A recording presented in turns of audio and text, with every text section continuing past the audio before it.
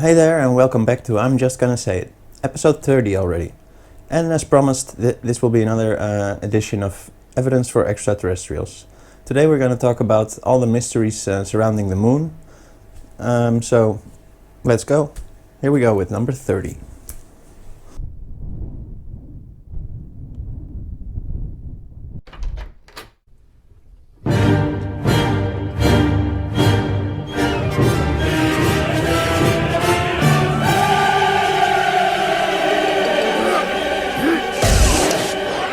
Let your kids watch it! Now there are many videos on YouTube about this, but the info is fragmented and almost none of them combine all the information into one concise video. What info am I talking about, you might be asking? If you are, then definitely stay tuned and prepare to have your mind blown. I will not be making any conclusions this time. I think it's best if I just present you guys with all the separate bits of evidence or information and let you reach your own and probably the same conclusion. So here we go. Number 1. Did you know that the moon is exactly at the right distance from Earth in order for it to be able to completely eclipse our sun? As far as we know, our moon is the only object orbiting its planet that does this so precisely. Number 2. In addition, the way it revolves as it moves around the Earth, it does it in such a way that we never get to see the backside of it. We are always faced by the same side. This is because the moon does what is called synchronous rotation. This simply means that the time it takes to revolve around its own axis is equal to the time it takes to revolve around the planetary body it is orbiting, Earth in this case. This phenomena is also known as tidal locking. The moon probably started out rotating way faster in the beginning, which in combination with the pull of Earth's gravity gave the moon a slightly elliptical shape. This in turn gave Earth gravity an even firmer hold on her, causing Earth's gravity to slowly slow down the moon's rotation, until it basically stopped. It still is rotating, of course, relative to us, but that's caused by the pull of Earth's gravity, so to speak. See it as Earth holding the moon with a rope that is attached to one side of the moon. Unlike what some people have claimed on YouTube, by the way, there are many other moons in our solar system that are tidally locked with their planet. Number 3. The moon and her orbit are slightly inclined at a 5-degree angle relative to the Earth, which is the reason why there isn't an eclipse every month, sorry. And the interesting thing is, we have no idea why. Scientists call this the moon inclination problem. Some suggest a collision with a large body caused this inclined orbit, but that's just a theory up till now. Number 4. All the craters on the moon's surface never go beyond a certain pretty shallow depth. If you look at the moon's surface, you'll notice that small craters look like craters are supposed to look like, forming like a bowl shape in the ground. But the bigger ones all have flat bottoms, as if it couldn't go any deeper. Number 5. The moon is way too big for our planet, compared to any other moon orbiting its planet that we know of at least. Strangely enough, while the moon is 27% of the size of the Earth, the mass of the moon is only 1.2% or less than 1/80th that of the Earth's mass. Apparently the moon is a giant ping pong ball. Number 6. The moon is much older than at first thought. While the Earth is thought to be at least 4.6 billion years old, moon rocks were dated at 5.3 billion years. And the moon dust on which they lay at least 1 billion years older than that even. Until now it was assumed that the moon was created by excess material thrown off during the Earth's formation. Number 7. South Pole Aitken Basin anomaly. Another mystery that sprung up only recently, by the way, is the discovery that something massive is hiding underneath the south pole of the moon, below the largest impact crater ever made in our solar system that we know of, on the lunar far side.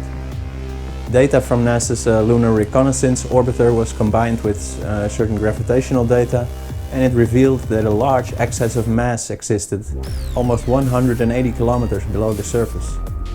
NASA has suggested it might be the remains of the metal asteroid that created the crater, but this is merely a theory, of course. Number 8.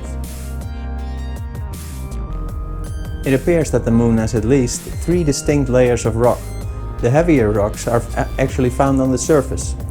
Apollo astronaut Edgar Mitchell admitted that because heavier materials are located on the surface, while the total mass of the Moon is very low, there is a possibility that the Moon has gigantic caves leading into it.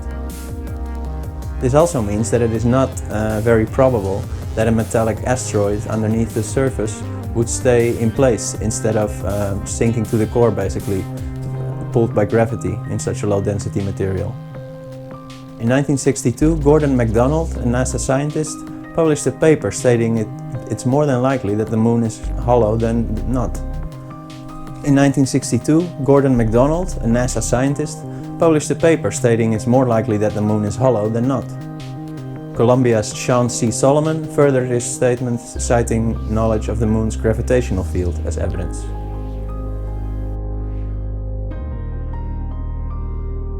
The presence of Moon mascons. Mascons, short for mass concentrations, are large circular dense masses lying 40 to 50 miles below the centers of the Moon's mareas, or seas as they are called. Since it is likely not coincidental or accidental that each maria has a mascon beneath it centered like a bullseye, chances are they are artificial. Number 10.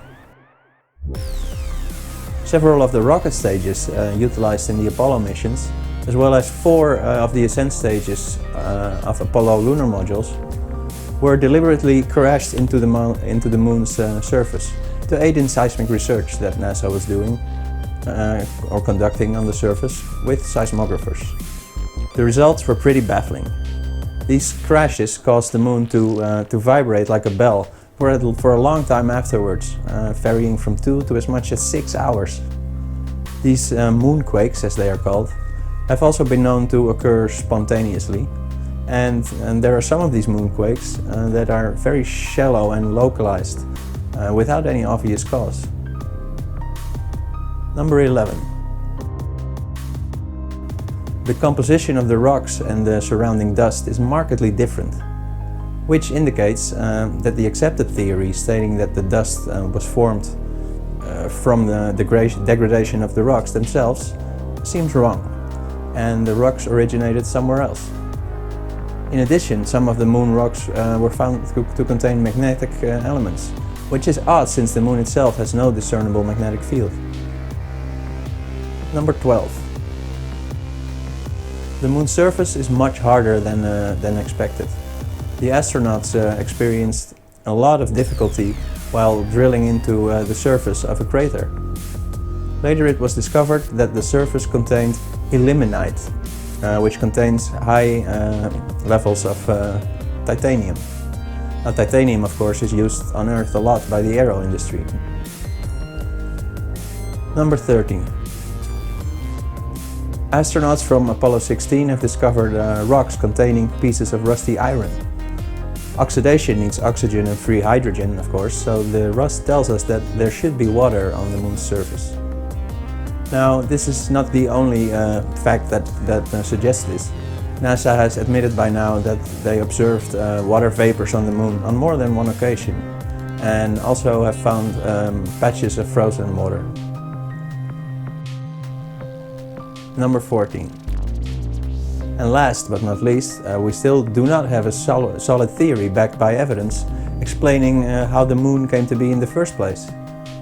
Some say it is a piece of Earth blasted off during a collision, but it seems that the Moon is older than the Earth, so that theory doesn't hold. Others say the Moon used to be a mini planet. Fact remains, we don't know.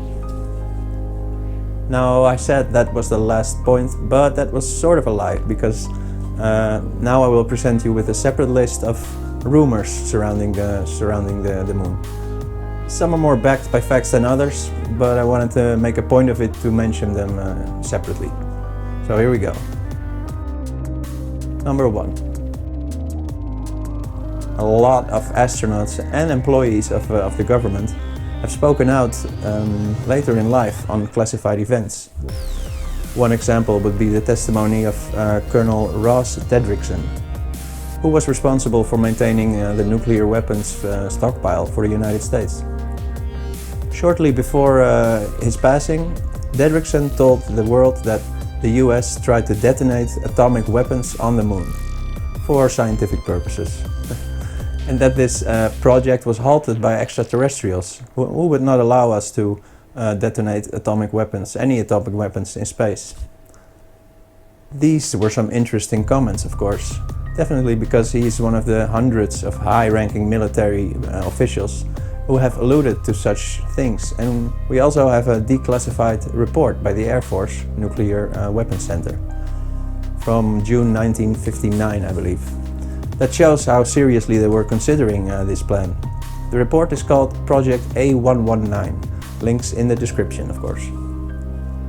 Another example is Ken Johnson, a Boeing engineer and a former fighter jock and a test pilot for Grumman Aerospace, I think it was.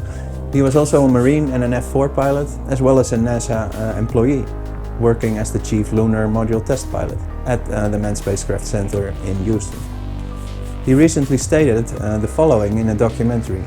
While Neil and Buzz were on the lunar surface, Neil switched to the medical channel and spoke directly with the chief medical officer, saying, "They're here, they're parked on the side of the crater, they're watching us." And finally, Bob Dean, who is a retired US Army Command Sergeant Major. He also served at the Supreme Headquarters for Allied Powers in Europe, called SHAPE, a division of NATO, as an intelligence analyst. And he recently stated in a documentary, "Ladies and gentlemen, my government, NASA, which many of us in the United States say stands for Never a Straight Answer, proceeded to erase 40 rolls of films of the Apollo program. The flight to the moon, the flight around the moon, the landings on the moon, the walking guys here and there. They erased, for Christ's sake, 40 rolls of film of those events. Now we're talking about several thousand individual frames that were taken, that the so-called authorities determined that we did not have the right to see. Oh, they were disruptive, socially unacceptable, politically unacceptable. I've become furious. I'm a retired Command Sergeant Major. I was never famous for having a lot of patience." Number 2. During the first moon landing, NASA used 2 separate communication channels, as was mentioned earlier. One that was public and one that was deemed medical and that was private.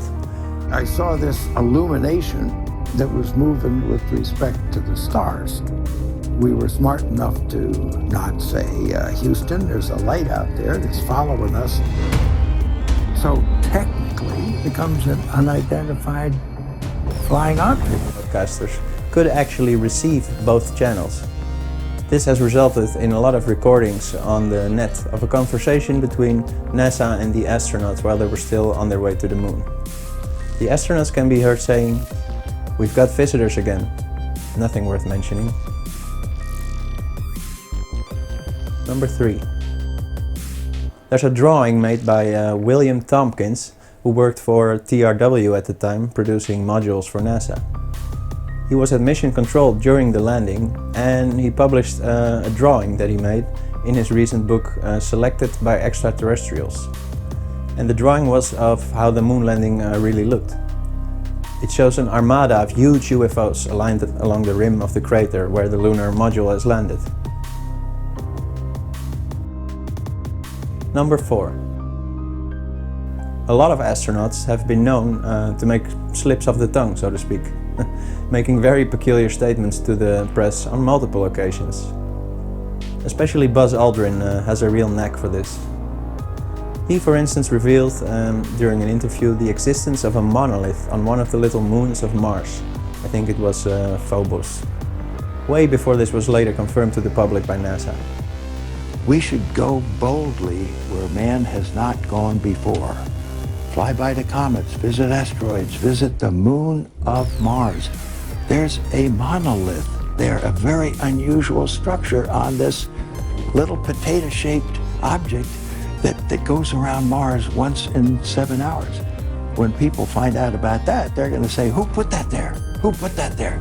Well, the universe put it there. If you choose, Edgar Mitchell God put it has made some strong statements as well over the years. For instance, he claimed that there are over 30 species of ETs that the US government knows of or has classified. Number 5.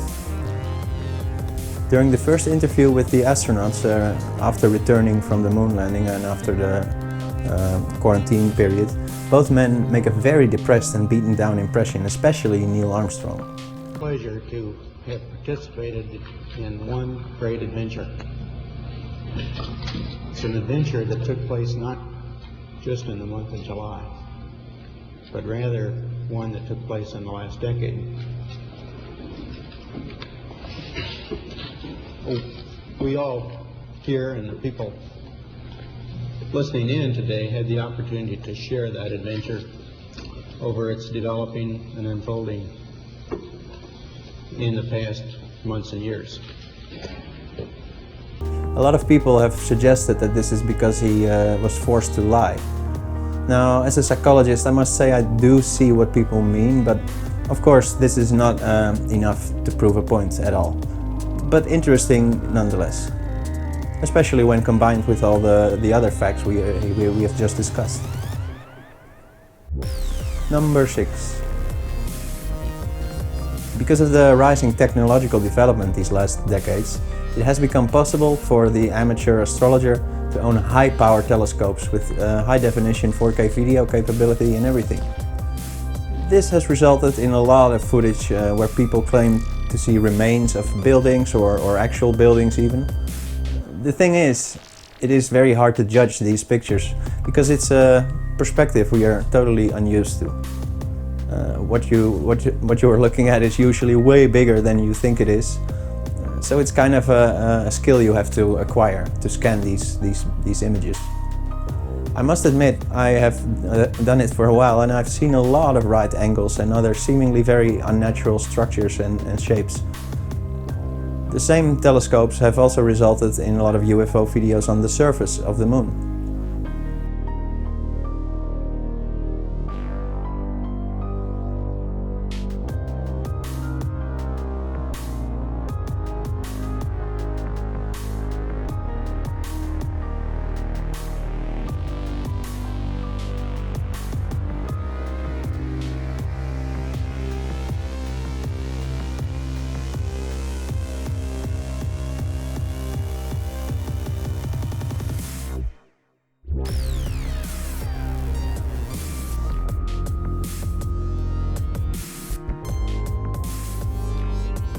Recently a study was published in the Journal for Space Exploration titled Image Analysis of Unusual Structures on the Far Side of the Moon in the crater Paracelsus C.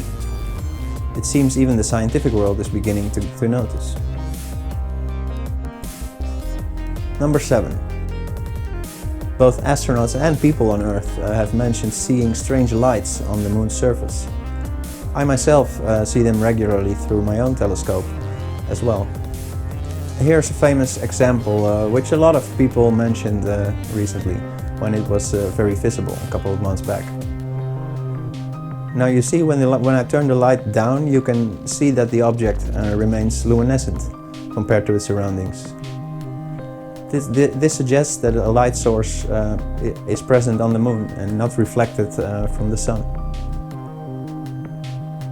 Now I'm going to end this enumeration with a clip showing a bunch of moon anomalies and a quote from another study.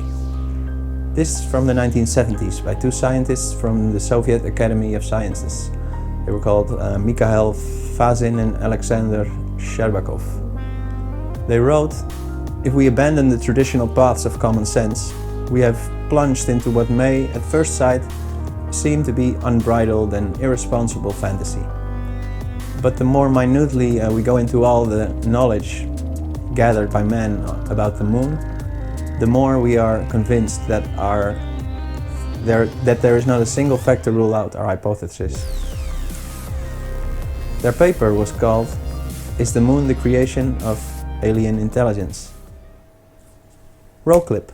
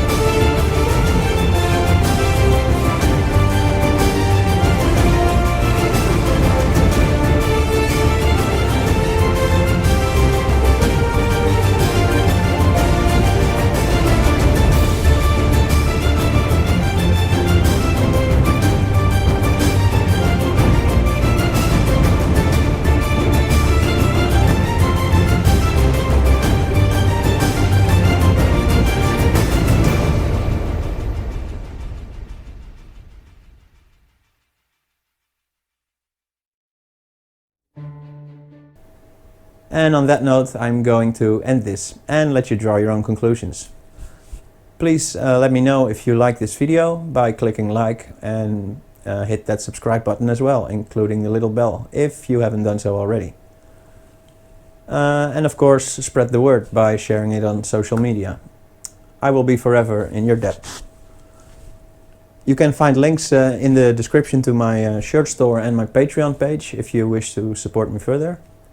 And in the next episode, we're finally going to talk about in the next episode, we're going to start a series about the resource-based economy and the role of money in our current world. One word, obsolete. But more on that in the next episode. The episode after that will feature an introduction to the 7 Hermetic Principles in another edition of Spirit Seekers. Until the next one, love y'all, adios.